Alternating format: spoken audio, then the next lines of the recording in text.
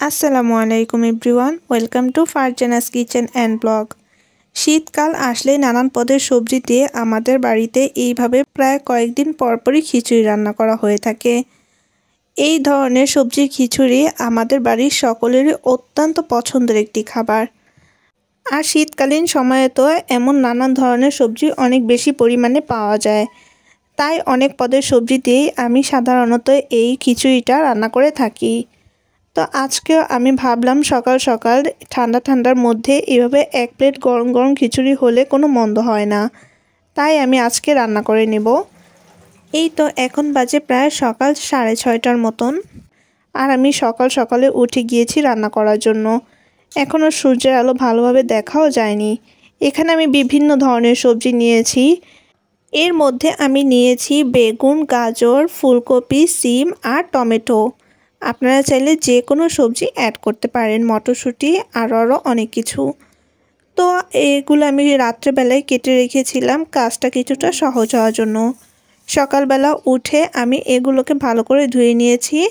আর এইখানে আমি পেঁয়াজও বেশি করে কুচি করে নিয়েছি, আর নিয়ে নিয়েছি কয়েক ফালি রসুন কুচি। এখন আমি চাল আর ডালটা নিয়ে নিব। আমি আজকে 1 পট পরিমাণ চাল দিয়ে এই খিচুড়িটা রান্না করব, তার জন্য আমি এখানে 1 পট চাল নিয়ে নিয়েছি আর নিয়েছি আধা কাপ পরিমাণ ডাল। চালের যে ডালটা আমি হাফ কাপ পরিমাণ কম দিয়েছি। এগুলোকে আমি ভালো করে পরিষ্কার করে নিয়েছি কয়েকবার পানি পাল্টে পাল্টে। সব কিছু রান্নার আগে গুছিয়ে নিয়েছি যাতে রান্নাটা করতে খুবই সহজ হয়ে যায়। রান্না করার আগে সব কিছু এইভাবে করে গুছিয়ে নিলে রান্না করা অনেক সহজ হয়ে যায় আর সময়টাও বেঁচে যায় অনেকটা। তো দেখতে পাচ্ছেন সকালের সূর্যটা কি সুন্দর একটু একটু আলো দেখা যাচ্ছে, আর আমার রান্নাঘরটাও হালকা হালকা আলো হয়ে এসেছে। এই তো এখনই আমি রান্নাটা বসিয়ে দিয়েছি। তার জন্য চুলায় একটি কড়াই বসিয়ে দিয়েছি আর তাতে দিয়ে দিয়েছি পরিমাণ মতন তেল। তেলটা গরম হয়ে আসলে আমি পেঁয়াজ কুচিগুলো অ্যাড করে দিয়েছি। এখন তেলের সাথে পেঁয়াজটা ভাজার পর সেখানে আমি দিয়েছি 1 কাপ পরিমাণ আদা রসুন বাটা। তারপর আমি সব ধরনের গুঁড়ো মশলাই এখানে অ্যাড করে দিচ্ছি। অনেকেই জিজ্ঞাসা করেন যে সবজির খিচুড়ি রান্না করার সময় চাল ডাল সবজি একসাথে বসিয়ে রান্না করব, নাকি সবজিটা আগে কষিয়ে রান্না করব। তো তাদের জন্য আমি বলছি আপনারা আমার আজকের ভিডিওটি ফুল দেখেন, আর আমি যেভাবে রান্না করছি সেই টিপসগুলো ফলো করে আপনারা বাসায় একবার ট্রাই করে দেখবেন খিচুড়িটা খেতে কতটা পরিমাণ মজার হয়। আর এই রেসিপি ফলো করে রান্না করলে বাড়ির সকলেও খেয়ে অনেক প্রশংসা করবে। তো এখানে আমি সব ধরনের গুঁড়া মশলাগুলো অ্যাড করে দিয়েছি আর সামান্য পরিমাণ টেস্টি সল্টও অ্যাড করে দিয়েছি। টেস্টি সল্টটা আপনারা চাইলে নাও দিতে পারেন, এটাকে স্কিপ করতে পারেন। এটা আমি আলগা একটা ফ্লেভারের জন্য দিয়েছি সামান্য পরিমাণে। তো সব মশলাগুলো যখন আমার কষানো হয়ে গিয়েছে, তো সেই পর্যায়ে আমি সেই ধুয়ে রাখা সবজিগুলো দিয়ে দিয়েছি। এখন সবজিটাকে আগে ভালো করে আমি মশলার সাথে কষিয়ে নিব। এখনই আমি চাল ডালটা অ্যাড করছি না, যেহেতু আমি নাজিরশাইল চালটা ব্যবহার করি, তো সেই ক্ষেত্রে দেখা যায় চালটা অনেক পরিমাণে চিকন থাকে। তো তখন দেখা যাবে সবজিগুলো সিদ্ধ হতে হতে চালটা গলে একবারে জগা খিচুড়ি হয়ে যাবে। তার জন্যই আমি মূলত সবজিগুলোকে আগে 50%-এর মতন সিদ্ধ করে নিচ্ছি।